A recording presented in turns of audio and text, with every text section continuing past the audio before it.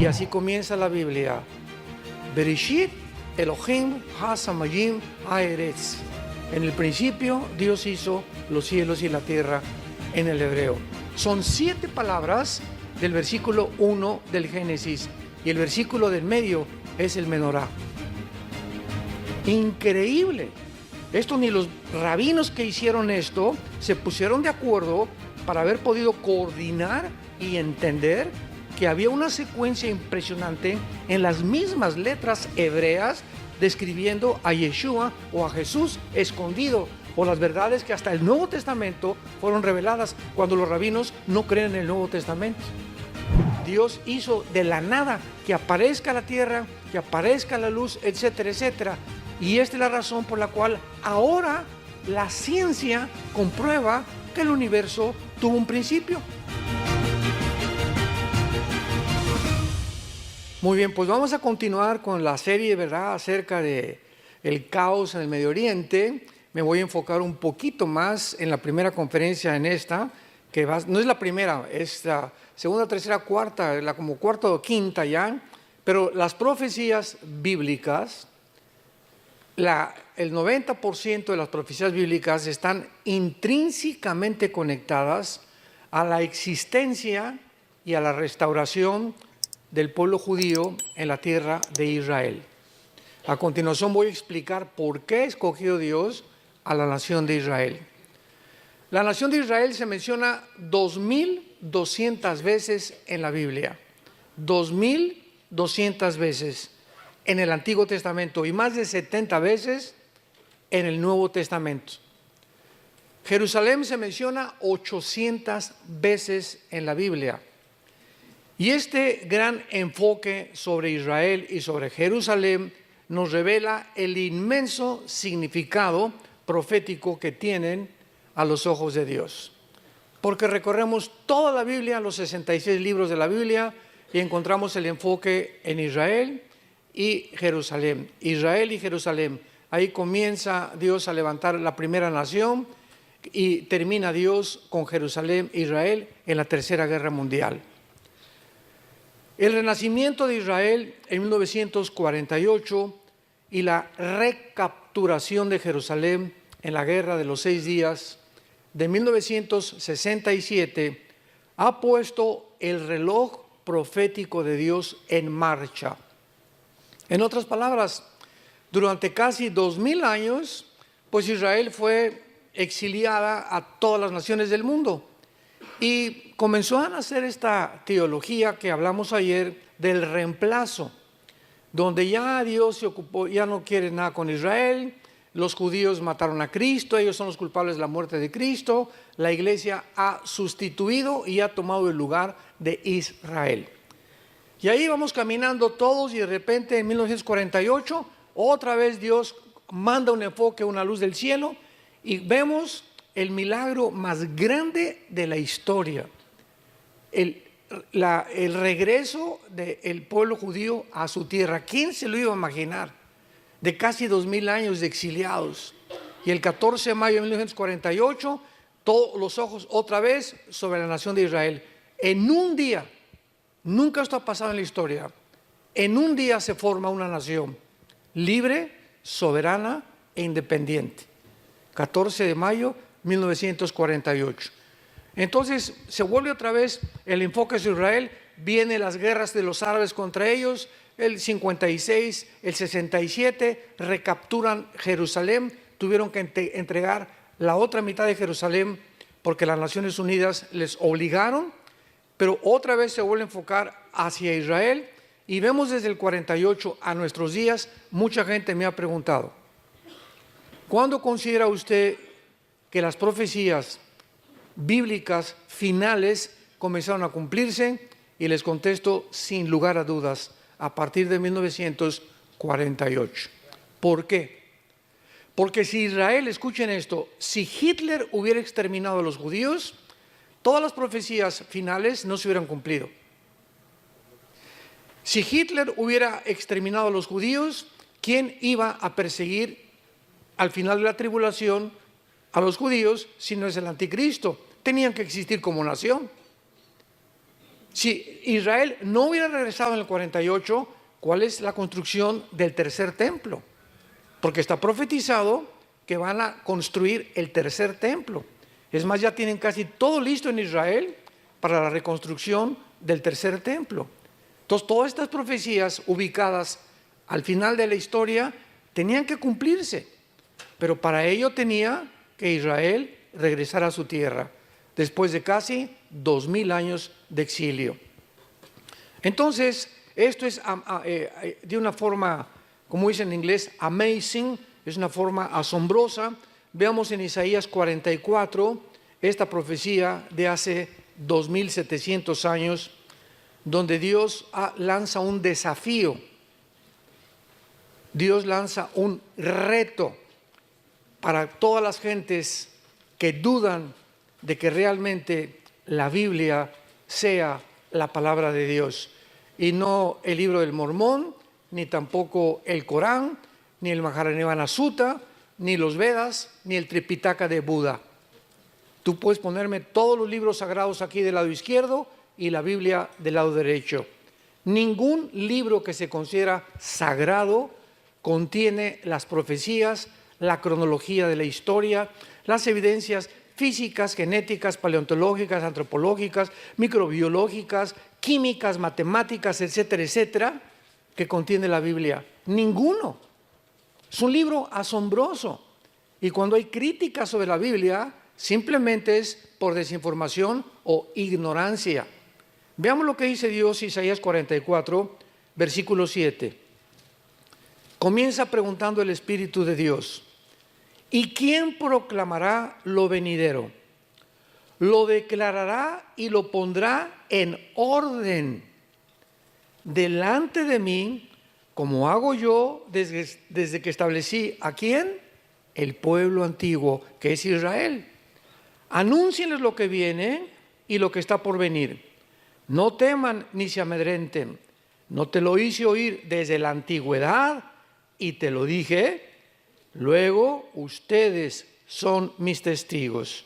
No hay Dios sino yo, no hay fuerte, no conozco ninguno.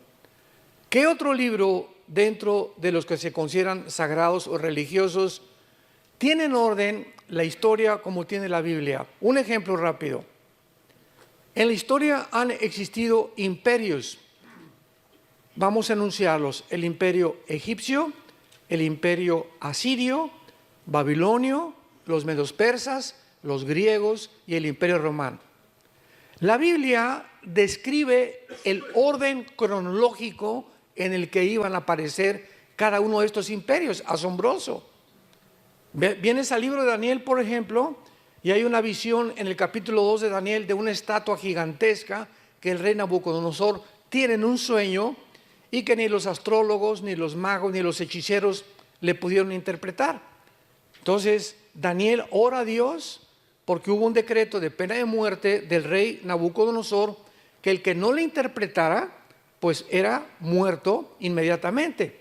Entonces Daniel se pone a orar y Dios le revela a Daniel la interpretación de la estatua del sueño de Nabucodonosor, y le dice Daniel al rey Nabucodonosor: la cabeza de oro eres tú, el imperio babilónico. Escuchen con detenimiento. Después de ti vendrá otro imperio inferior, que de acuerdo a la historia fue los medos persas. Y el pecho y los brazos de plata son los medios persas. Después de ti, la cintura, que era de otro metal, el bronce, va a venir otro imperio que fue el imperio griego. Y las dos piernas de hierro será un cuarto imperio fuerte, que fue, de acuerdo a la historia, el imperio romano. Entonces, ahí describe Daniel hace 2600 años la secuencia de los imperios de la historia que ha corroborado que iban a sucederse uno tras otro, anunciado con cientos de años de anticipación. Y por eso dice Dios: ¿quién proclamará lo venidero y lo pondrá en orden? ¿Qué otro libro? Búscale. Yo les he dicho siempre en muchos seminarios, decimos en México: ¿quién es tu gallito, Giro? ¿Cuál es tu gallo? O sea, dime el libro que más amas. el libro de filosofía, de historia, de lo que tú me quieras mencionar, dímelo. O dime qué libro sagrado conoces tú y vamos a compararlo con la Biblia. Ninguno de los libros que se consideran sagrados, repito, contiene la historia, las profecías y todas las evidencias que son geográficas, históricas, que tiene la Biblia.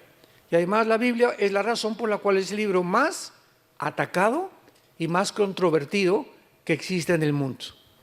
Y cuando los grupos de rock pesado, ¿verdad?, como Madonna, quieren atacar un libro, o como los E-Men, o como Iron Maiden, o como los Rolling Stones, ¿por qué nunca atacan el Corán? ¿Por qué nunca atacan el Tripitaka de Buda? ¿Por qué no atacan ningún libro? ¿Por qué es la Biblia el libro de más odio del mundo? ¿Por qué? ¿Por qué le arrancan las hojas y le comienzan a escupir sangre sobre la Biblia? ¿Por qué Jesucristo es el personaje y no Mahoma, y no Mahatma Gandhi, y no Buda, que acabó en McDonald's? ¿Por qué son el objeto del odio? Todo el odio está centrado. ¿Por qué aquí en Estados Unidos, por cualquier cosa, Jesus Christ? ¿Por qué no dicen Mahoma? Siempre es Jesucristo en la boca de todo el mundo, ¿verdad? ¿Y por qué siempre hablan de Dios o el Dios de la Biblia? Precisamente porque no es coincidencia, son el objeto del odio y del ataque de Satanás. Y ya lo entendemos que no es coincidencia lo que está pasando. Ahora dice aquí en el capítulo 46 de Isaías, denle la vuelta nada más, versículo 9. Isaías 46. Acuérdense, dice Dios, acuérdense de las cosas pasadas desde los tiempos antiguos, porque yo soy Dios y no hay otro Dios y nada hay semejante a mí, que anuncio lo porvenir desde el principio y desde la antigüedad, lo que aún no era hecho, y que digo, mi consejo permanecerá, y haré todo lo que quiero. Que llamo desde el oriente a la ve, y de tierra lejana al varón de mi consejo. Yo hablé y lo haré venir, lo he pensado y también lo haré. Dice Dios, ¿hay algún libro que te diga o que te explique las tres preguntas más importantes de la filosofía y de la existencia del ser humano? Como número uno, ¿quién hizo el universo? ¿Cómo se originó el universo? Número dos, ¿quién soy? ¿Quiénes somos realmente? ¿Me podrá decir el psiquiatra, el psicólogo, el sociólogo, el antropólogo? ¿Quién soy? ¿De qué estoy formado? ¿Podrán conocer estos seres humanos igual que tú y yo de qué estamos formados interiormente? ¿Podrán demostrar que hay algo que trasciende nuestra humanidad y nuestra vida física y terrenal? Y número tres, ¿hacia dónde se dirige la humanidad? ¿En qué va a terminar la humanidad? Número uno, nadie podrá jamás decir cómo comenzó el universo. ¿Por qué? Porque para que sea científico, tiene que ser repetitivo. Entonces, como nadie estuvo cuando fue creado el universo, simplemente hay teorías, hipótesis, especulaciones. Y se han inventado como la teoría del Big Bang. Pues comenzó con una explosión del universo. Señor ateo, come here, please. Acércate. ¿Y quién produjo la explosión? Porque la nada no produce nada. Y si seguimos una línea lógica elemental, después de que dice usted que hubo una explosión, ¿podrá la materia producir el pensamiento? ¿Podrá la materia producir la conciencia? La nada no produce nada. Y venimos a la Biblia y así comienza la Biblia. Bereshit Elohim ha-samayim ha-eretz. En el principio Dios hizo los cielos y la tierra en el hebreo. Son 7 palabras del versículo 1 del Génesis y el versículo del medio es el menorá. Increíble.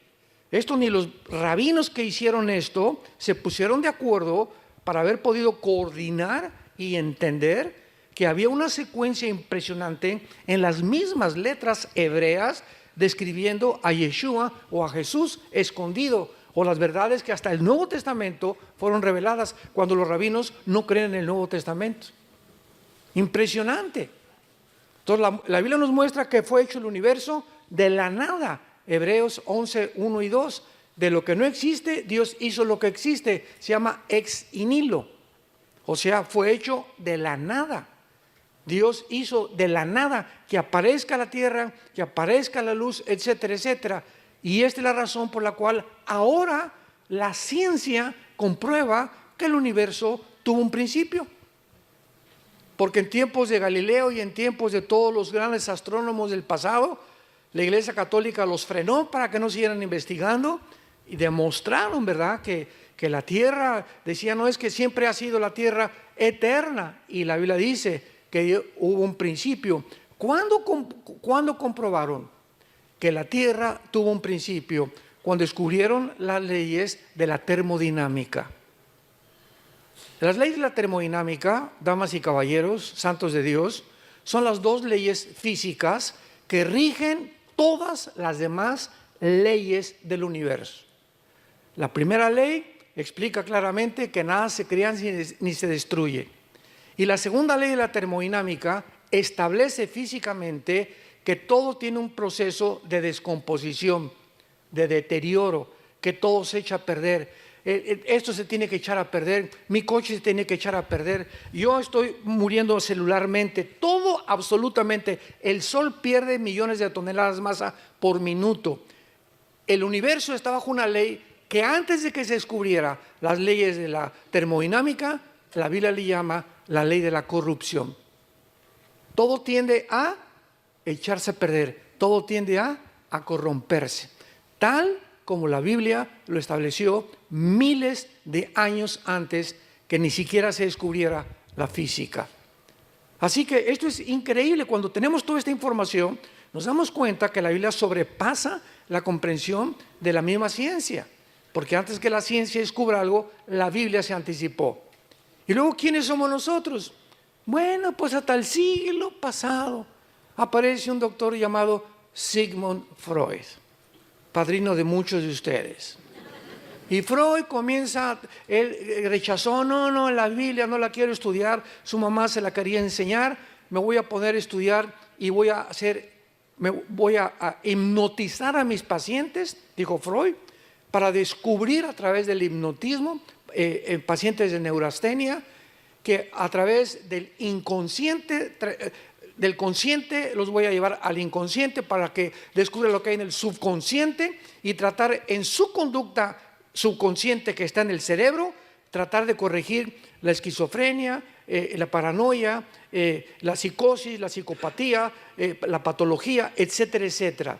Entonces Freud creyó que nosotros teníamos un problema en la psique, de ahí viene la palabra mente, y se equivocó rotundamente, porque la Biblia nos dice que hay otro elemento más profundo que la mente, que es el origen de los problemas mentales, y es el espíritu. Entonces, ¿quién nos puede decir que existe el espíritu? No se puede meter un aparato de rayos X y detectar, somos espirituales. No, la Biblia nos lo revela, somos un espíritu.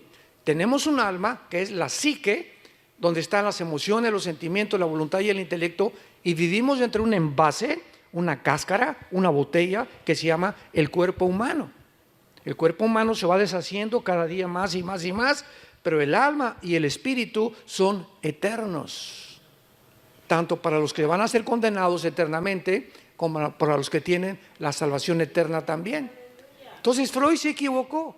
Y así vienen, ¿verdad? No, el problema, Carlos Marx, 50 años antes de Freud, el problema es la lucha de clases.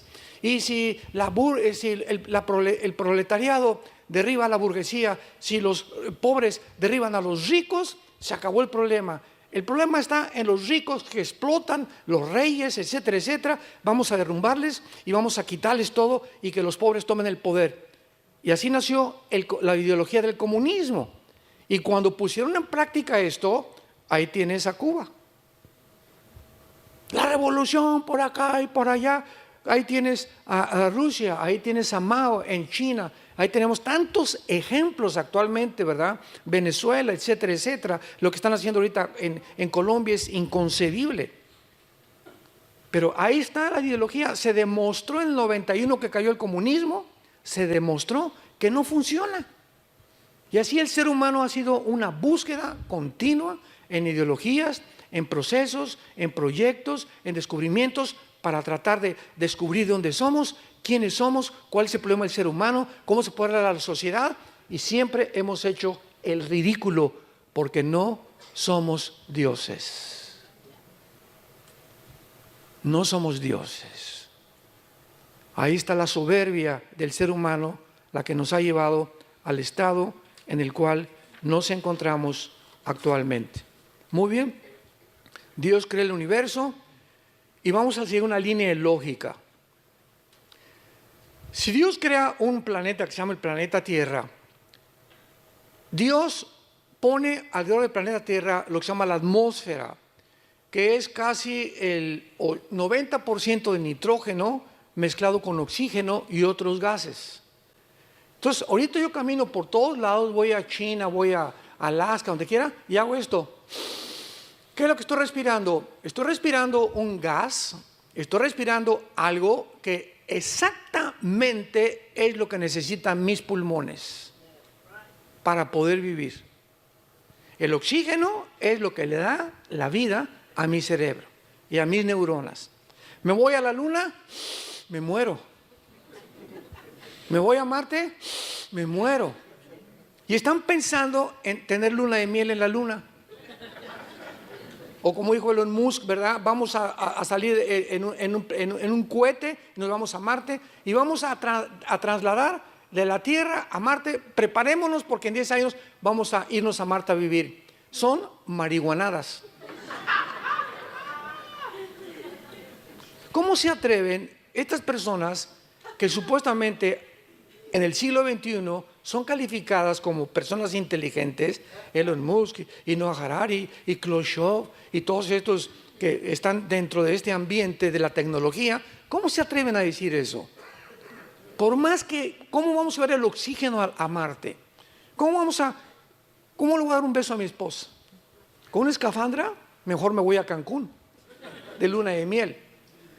Bueno, son tantas tonterías, pero siempre aspirando, ¿verdad? Y la Biblia declara claramente que Dios formó este planeta a comparación de todo el universo que existe con las condiciones, los árboles. La manzana contiene características nutriológicas, vitamínicas que mi cuerpo necesita. El plátano, el potasio que mi cerebro necesita. Las uvas tienen el resveratrol que mi cuerpo y mi sangre necesita. Las mandarinas, los limones, las vitaminas que necesito, vitamina C. Todo a nuestro alrededor está relacionado con nuestra sobrevivencia. Damas y caballeros, señores ateos, ¿coincidencia? ¿Coincidencia? ¿Cómo es posible que nos atrevamos a creer que aparecimos por coincidencia? El mar, el agua que tenemos, las montañas, las puestas de sol, nos ha puesto Dios en un huerto, en un paraíso maravilloso. Y este paraíso lo hemos convertido en un basurero. Ya contaminamos el agua del mar, ya contaminamos la comida, ya contaminamos el aire, ya contaminamos el agua, hemos contaminado todo a nuestro alrededor, demostrando que el diagnóstico que Dios tiene en la Biblia es verdadero. El ser humano es autodestructivo. ¿Por qué fuma, don Pancho? Porque me gusta, pastor. Oye, ¿qué dice en la cajetilla? Este producto es nocivo para la salud. ¿Qué no le ha leído? Chichepo. ¿Y entonces por qué sigue fumando? Porque me gusta. O sea, su razón no funciona. Mi razón me dice, me estoy envenenando, pero mis gustos y mis pasiones dominan mi manera de pensar, demostrando que somos autodestructivos. ¿Por qué se emborracha, don Pancho? ¿No sabe que el alcohol le da cirrosis, el hígado, el estómago, los pulmones, la garganta, el esófago, la tráquea, la lengua, los ojos van a parecer calavera en 5 años cuando los tenga usted de tanto tequila que toma? Sí, lo sé. ¿Y por qué se sigue emborrachando? Si sabe que está echando a perder su vida, echando a perder su matrimonio, sus hijos y su trabajo, ¿por qué lo hace? Porque me gusta. O sea, esto nos demuestra que el ser humano no es gobernado por la razón, sino por sus pasiones. Tal como lo dice Romanos 7, el mal que no quiero, eso hago. El bien que quiero hacer, no lo hago. Porque cuando quiero hacer lo bueno, cuando quiero dejar el cigarro, cuando quiero dejar el alcohol, cuando quiero dejar la pornografía, encuentro que hay un poder dentro de mí, sígame con cuidado, un poder dentro de mí maligno, que me lleva a hacer lo que yo no quiero. Yo no quiero fumar, pero me gusta. Yo no quiero la pornografía, pero me siento atado como un esclavo. Yo no me quiero emborrachar, pero me siento... Y entonces se inventan centros de rehabilitación, alcohólicos anónimos, etcétera, etcétera, para tratar de ayudar a la gente a salir de sus prisiones en las que nos encontramos. Y no hay ningún antídoto. Un psicólogo, un psiquiatra, ningún hospital psiquiátrico puede sanar a nadie. La Biblia dice que hay solamente un antídoto, se llama la sangre de Jesucristo.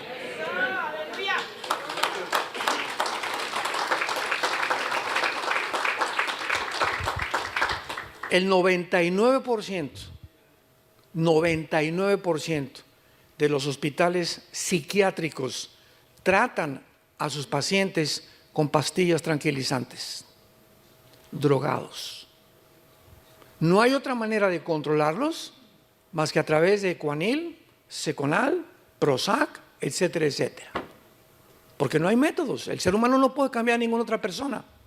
Le quitan el cigarro, le quitan el alcohol, pero sigue mintiendo y sigue haciendo aquello y sigue golpeando a la esposa, etcétera, etcétera. Es como cortar ramas. Pero Jesucristo viene a la raíz del problema, a nuestras vidas. La raíz es espiritual.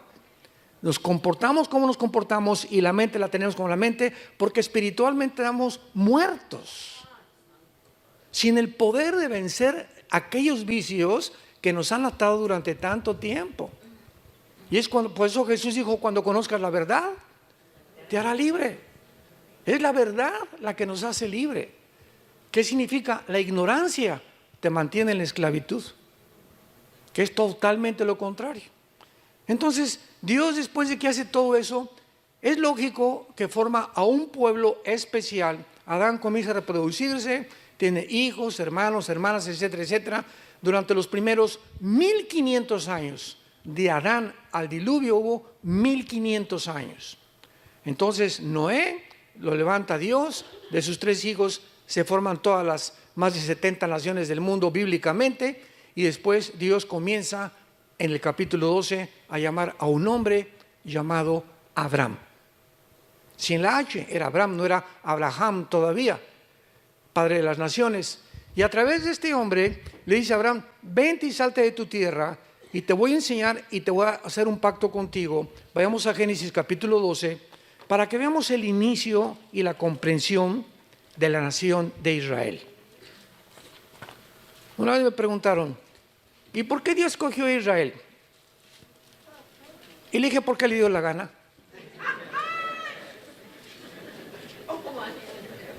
¿Y por qué no España? Si hubieran sido España, ¿y por qué no los franceses? Y si hubieran sido los ingleses, ¿y por qué no los alemanes? Y si hubieran sido los italianos, ¿y por qué no los griegos? Simplemente Dios es soberano.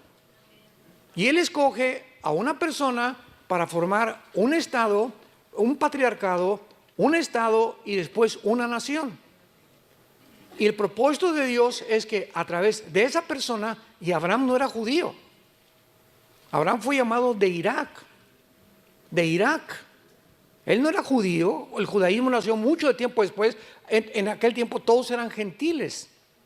Pero Dios llama a una persona por formar una nación y para que a través de esa nación, que es Israel, pudo haber sido México, vuelvo a repetir, o los italianos, o los ingleses, Dios escogió la nación más insignificante del mundo.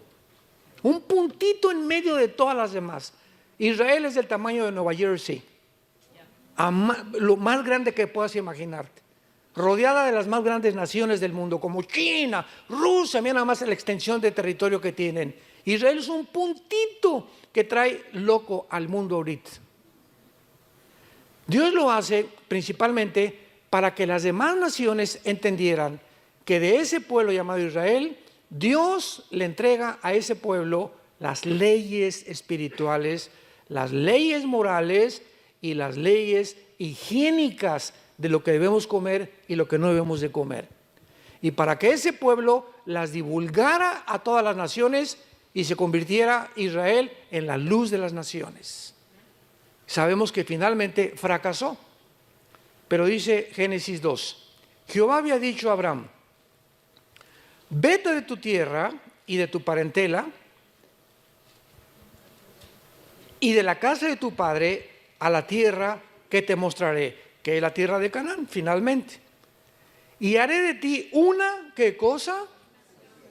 O sea, ¿quién es el padre de árabes y de judíos? Abraham.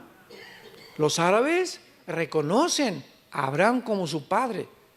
Vuelvo a repetir, porque los semitas son tanto árabes como judíos. El problema vino después.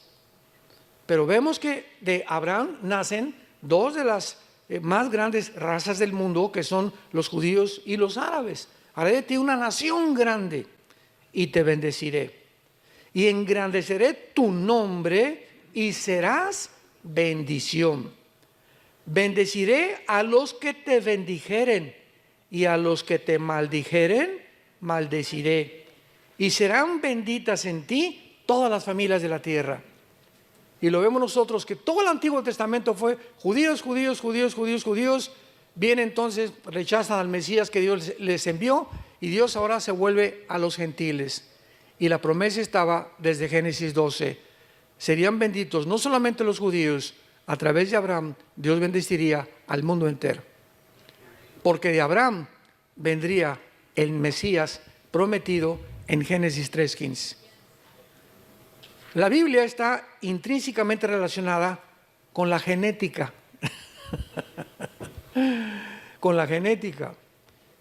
Porque cuando nace Jesucristo, se le aparece el ángel Gabriel a María y le dice: María, no te asustes, te va a comenzar a crecer la pancita. Y le contesta María, ¿verdad? Imagino que le habría dicho: pero no hemos ido ni a Cancún de luna de miel. Estaban desposados, estaban comprometidos nada más. No podían tocar a su novia, hasta era mortal, era muerta a pedradas el adulterio o la fornicación antes de casarse. Y entonces se le aparece también a José, el ángel Gabriel, y le dice en Mateo y en Lucas: no temas de recibir a tu mujer, porque la pancita no es del lechero, ni del panadero, ni de nadie, ¿verdad? Ese santo ser que van a hacer no es tuyo, pero no te asustes. Ella no ha sido adúltera, sino que ha sido escogida por Dios para que lo que nazca sea llamado el producto del Dios Altísimo. Y ustedes no le van a poner nombre, ¿eh? Dios dice que le pongan Yeshua, que le pongan Jesús. La pregunta es la siguiente: ¿por qué José y María no podían tener relaciones? Porque tú y yo hemos nacido de papi y de mami, todos nosotros. ¿Por qué Jesús no podía nacer de la relación física entre un hombre y una mujer como toda la raza humana?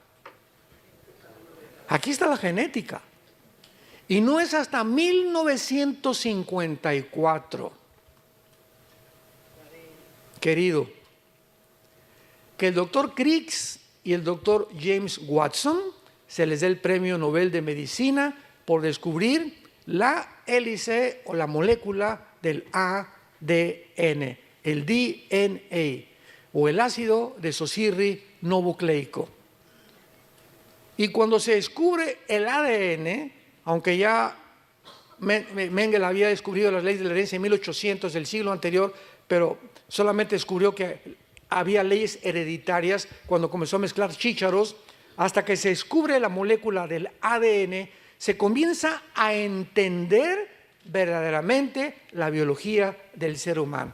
Los hombres tienen el cromosoma Y que no tienen las mujeres. Las mujeres tienen los dos cromosomas X que no tenemos los macho camachos. ¿Y qué es lo que determina el género? Vean ustedes todo esto alrededor de los pseudocientíficos que nos rodean, que están negando la identidad de género. Le preguntan al otro día a un hombre de color, le preguntaron que era pastor, ¿nos puede usted decir que es una mujer?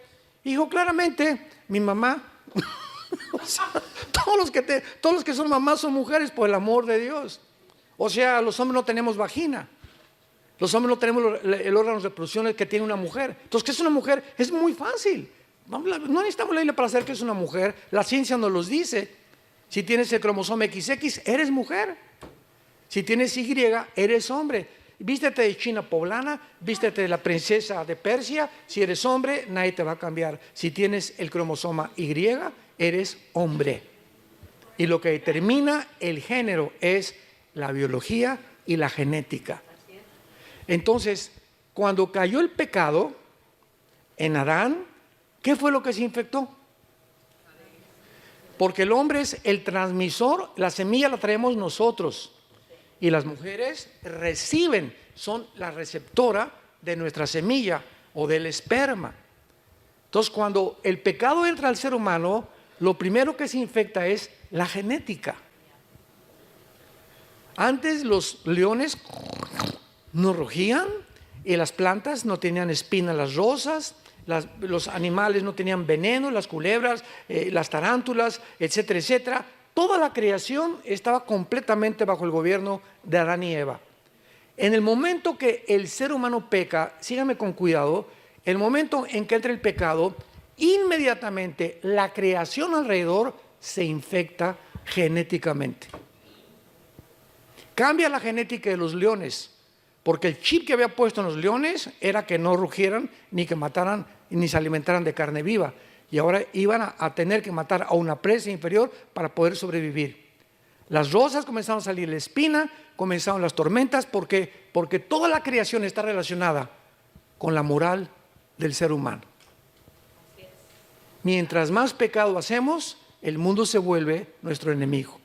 Como hemos visto actualmente, todo lo hemos infectado y ahora tsunamis y terremotos. ¿Y por qué Dios manda esto? Dios no manda esas cosas, es el resultado de nuestra maldad.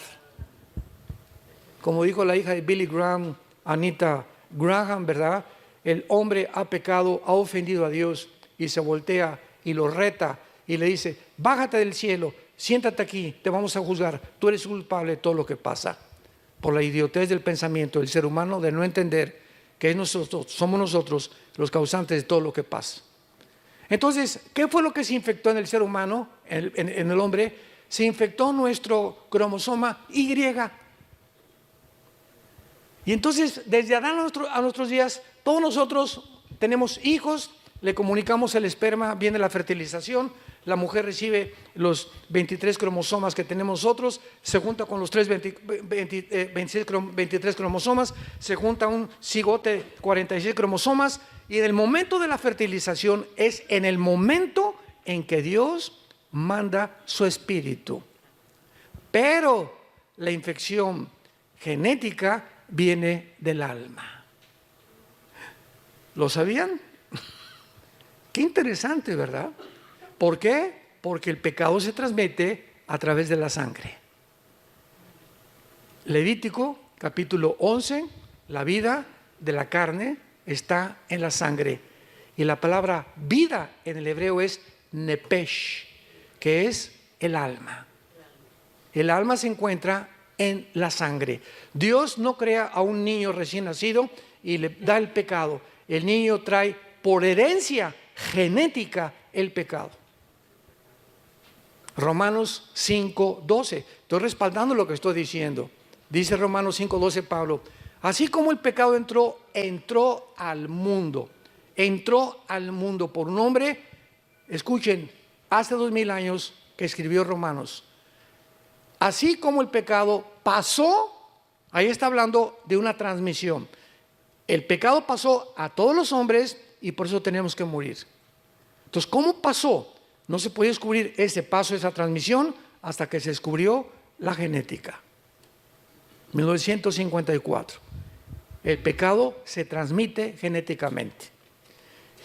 Y hace poco, la semana pasada, mi esposa le enseñé un video que me mandaron, donde se acaba de descubrir, con tanta tecnología que hay ahorita, que en el momento de la fertilización, el óvulo, así lo filmaron con unas cámaras especiales, comienza por primera vez, esto es único en la ciencia moderna, comienza el óvulo a emitir una luz que nunca habían visto y comienza a ser así, mandando luz. Ahí traigo en mi DS, se los mando si quieren. Comienza el óvulo a hacer así, a mandar luz. Y la ciencia ahí se quedó, ¿no? Y le dije a mi esposa, mira lo que dice el Salmo 139, mi embrión vieron tus ojos. Porque ahorita los médicos, ¿cuándo comienza la vida? Al mes, a los 2 meses, a los 4 meses. ¿Sabes qué? Nadie puede saber cuándo comienza la vida más que Dios. Y bíblicamente, en el momento de la fertilización, somos seres humanos.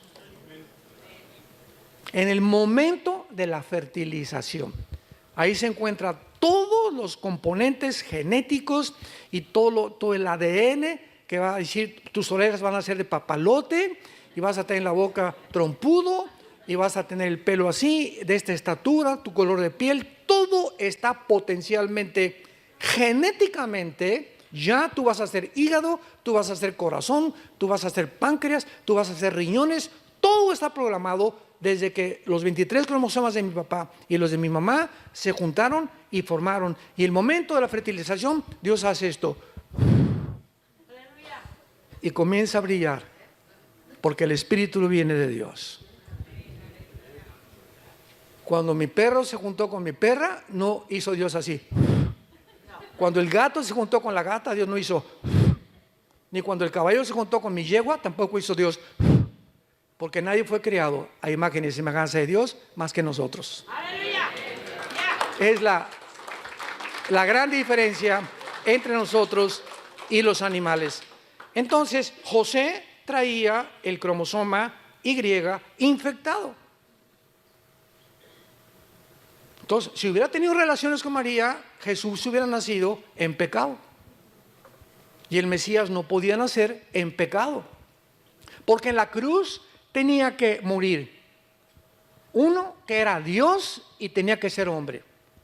Número 1, tenía que ser Dios, porque si Jesús no hubiera sido Dios, Dios es el único que perdona pecados.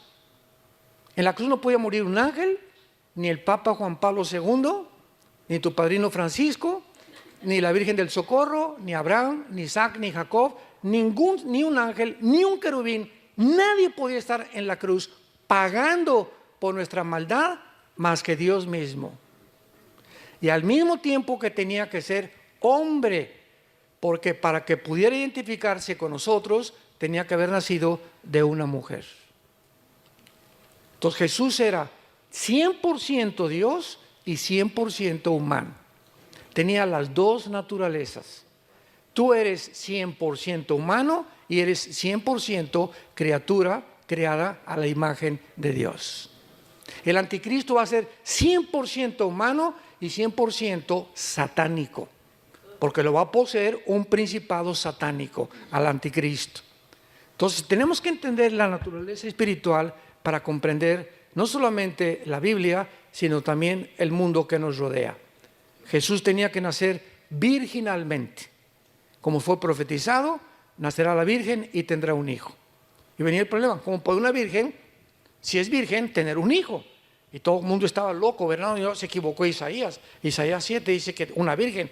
Y hasta que nace Jesucristo y se descubre todo esto, la Biblia tenía la razón. Se adelantó miles de años la Biblia a la genética del siglo pasado. Como se ha adelantado, porque Dios ha puesto en orden la historia desde la antigüedad hasta que Jesucristo regrese. Entonces Dios forma ya con Abraham, en penúltimo lugar, una nación, y a esa nación le dice Dios a Moisés: vente al monte y te voy a dar las leyes morales de toda la humanidad. Y ustedes se van a encargar de repartir estas leyes a todo el mundo, a todas las naciones. Adorarás a Dios con todo tu corazón, los 10 mandamientos, etcétera, etcétera, son las leyes morales de Dios. Si Dios, es lógico, Él tiene que legislar la moral. Porque el hombre no es capaz de distinguir qué es bueno y qué es malo. Veamos ahorita el siglo XXI. No, tú realmente no eres hombre, eres mujer, no eres mujer, eres hombre. No, realmente los culpables no son los de Hamás, son los judíos. No, no es cierto, son los palestinos. No, no es cierto, son los chinos. No es cierto, es mi suegra la culpable. No es cierto, tú eres el que me ha llevado a emborracharme, vieja. Si tuviera otra esposa, ¿verdad? Y otra vieja mejor que tú, no sería el borracho que soy. Siempre estamos buscando huir de nuestra responsabilidad. Cuando un ser humano alcanza y llega a la responsabilidad, comienzas a madurar. La razón por la cual las cárceles están llenas de delincuentes es porque todos dicen: el mundo está contra mí. Esta es la característica de la delincuencia juvenil. Todos se sienten víctimas de la sociedad. Soy así porque mi papá era marihuano. Soy así porque mi mamá era prostituta. Soy así porque me violaron a los 8 años. Soy así. ¿Sabes una cosa? Tú no puedes seguir viviendo de esta manera. Si tú mantienes ese rencor y esa amargura en tu alma, creyendo que hay una fuente fuera de ti que ha hecho lo que tú eres, te olvidas que la gracia de Dios es más grande. Y que para eso vino Jesucristo. Vengan a mí los que están cargados de culpa, de vergüenza, con conciencias que te atormentan, y aquí y allá, y yo te haré descansar. Es el mensaje que Dios te dice: ven a mí. A eso vine al mundo, a poder limpiar tu conciencia de todo lo que en tu pasado el mundo tal vez lo hicieron, pero yo puedo quitarte esto y hacerte una nueva criatura. Porque el que está en Cristo, nueva criatura es. Entonces Dios les da las leyes morales, los 10 mandamientos, las leyes higiénicas. Levítico capítulo 11, no coman cuche, o puerco, o cerdo, no sé cómo le llaman aquí. No coman, y pasan los años y se descubre que la carne de puerco tiene colesterol. Nadie sabía qué era el colesterol. Y comienzan a descubrir: no comas azúcar, las conchas de la tía rosa y los guris, etcétera, etcétera, porque el azúcar es el veneno más grande que hace que el cáncer sobreviva. El azúcar te echa a perder la sangre. Una Coca-Cola tiene 250 gramos de azúcar. Tú te tomas una Coca-Cola hoy, una Coca-Colita. Un mes tiene que pasar, todo ese azúcar se va a tus riñones.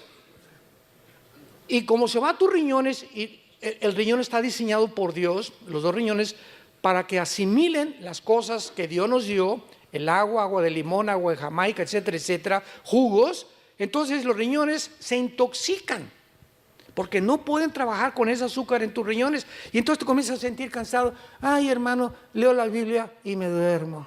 Me duermo en los domingos, me siento cansado, no tengo ganas de nada. ¿De dónde viene la falta de energía? Estás azucarado.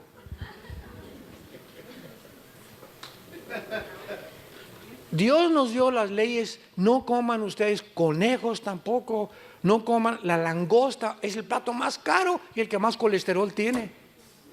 Qué inteligente es el diablo, ¿verdad? Y nos da las leyes de la alimentación para que sepamos distinguir que en las mañanas, lo primerito que tenemos que tomar no es: por el amor de Dios, se los suplico, se los ruego, no sea el café. Imagínate, es una como Hoy Express tu estómago, le pones ácido y peor que no tenga crema. Todavía capuchino. Y todo, lo primerito que llega es café y comienza toda tu flora intestinal a asimilar todas estas cosas, todo el ácido, comienza a producirte problemas de gastritis, etcétera, etcétera. Lo primerito que el estómago tiene que recibir es fruta.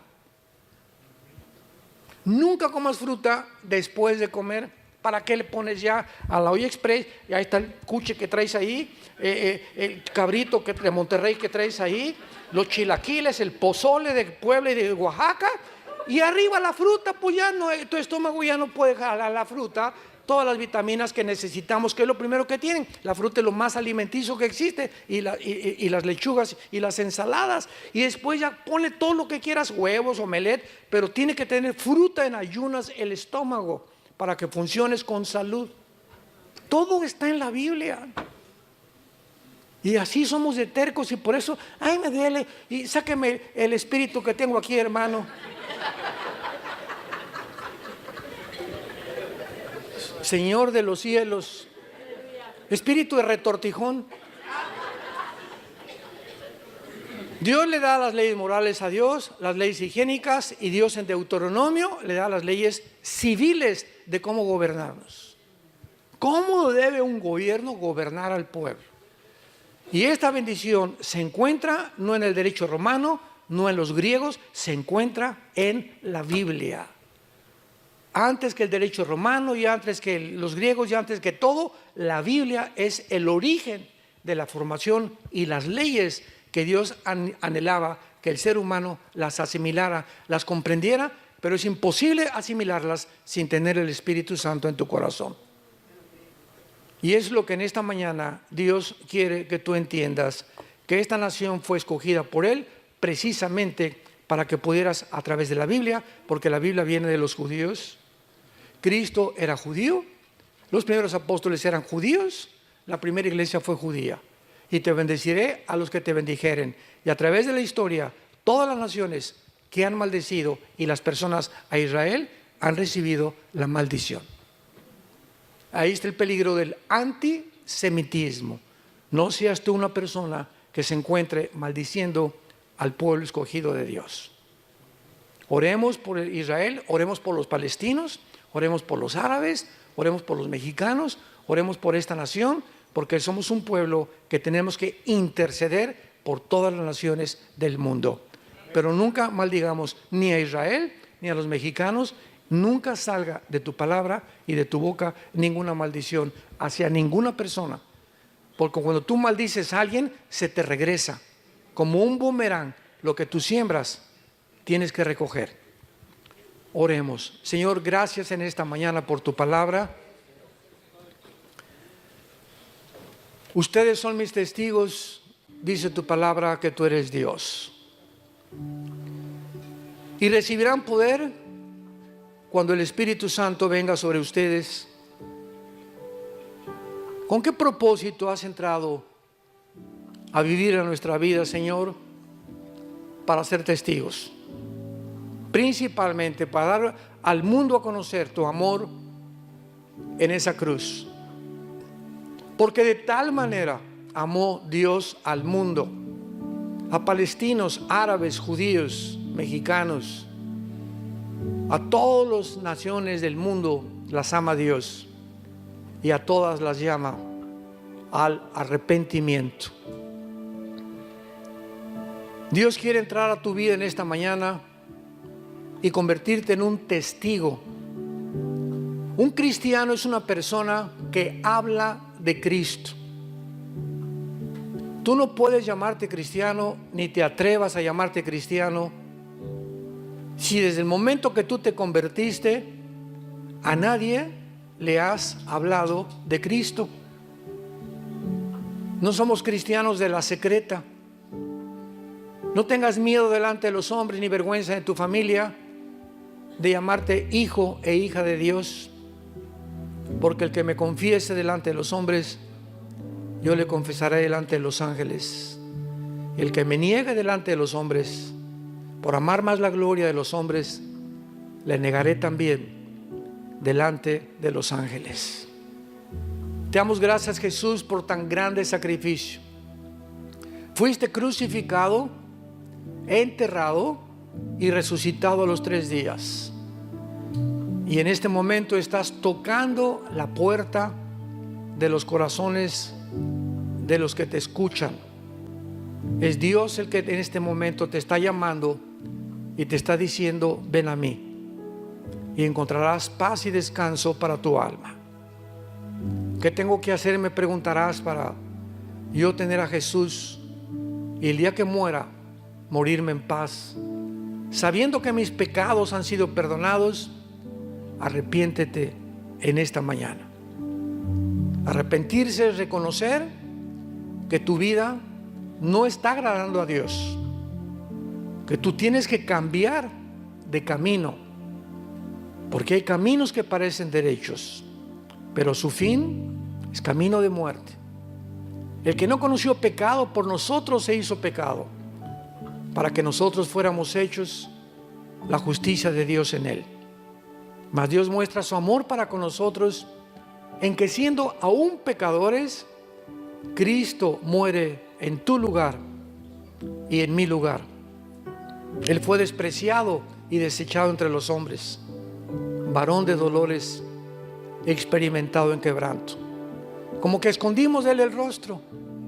Fue menospreciado y no le estimamos.